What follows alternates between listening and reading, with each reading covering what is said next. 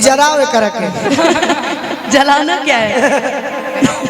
ओहो सीधा खड़ा होना। अच्छा आप दोनों हमसे आप एक बार एक्टिंग करवाए थे ना, आप दोनों एक्टिंग करिए, हम गाना गाते हैं। मेरा सुबह वेब से आने वाला है मगही गाना। पहले लाइन होई तो रुको रुको रुको रुको रुको डायरेक्टर आज हम बोलते हैं कि हम अपना राजा जी के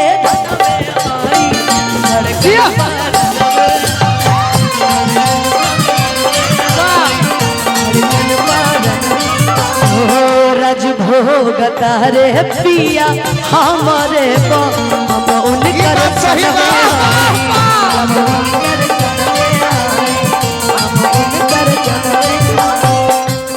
हमर सहन अपिया कतर के गहनवे हैं। अब इनकर लाइन तो हम अपना राजा जी के धनवे हई। ये अपना मेहरारू के बात बताओ तनी, तो हम अपना मरद के बात बताओ तनी। अपना मरद के कि हम अपना राजा जी के धनवे हई, धड़कन पारनवे हई।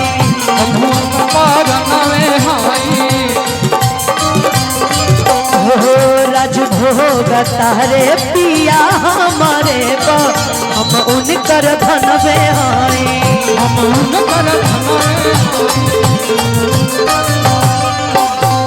हमर हमारा के बुझे भगवान बड़ी भागे ऐसे हजारों मिलल जा।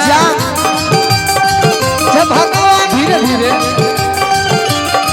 हम पे तारे ले गुमान कहे रहुए हमर शान पिया कतर के गहनवे हैं। ये अपनी बीवी की तारीफ कर रहे हैं। तुम अपने बलमा के लिए कहो ना। मैं आपके लिए कह रही हूँ कि हम अपना राजा जी के धनवे हई, धड़कन पारनवे। अब हमारा भी ब्याह शादी लगेगा तो हमार ना लगी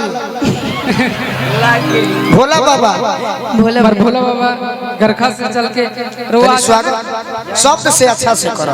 भोला भैया की बहुत बहुत छपरा जिला से चल के हम अभी कुछ दिन पहले छपरा गए भोला बाबा हमारे गीत संगीत सुन के पेट भर ले बने। हम कहनी कि भोला बाबा आई हमार बिकू बाड़ो अनुपमा बाड़ी भोला बाबा तू लोग खाती आई बड़े तो मान लो कि भोला बाबा के स्वागत होके के जाए कि तू अपना रुके रुके लाओ तनी चल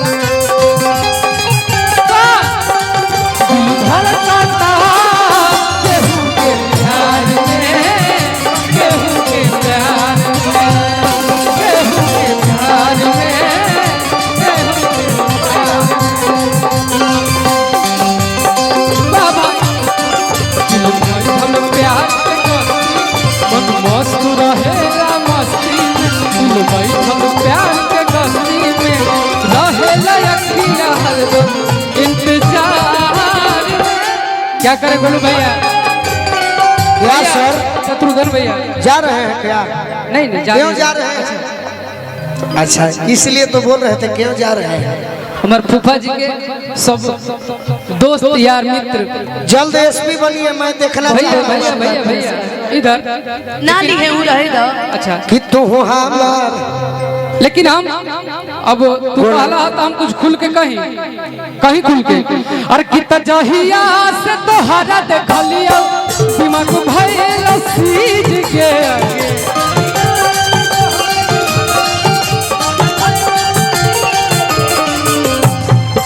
कल हमर पेट से गाना आवे वाला बा और कितना जहिया से तोहरा देखलियो दिल भइल सीज के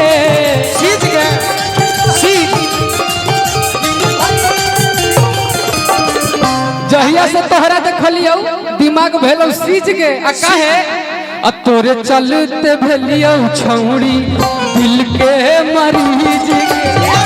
तोरे चलते भेलियो छौड़ी दिल के मरीज, तोरे चलते भेलियो छौड़ी दिल के मरीज के।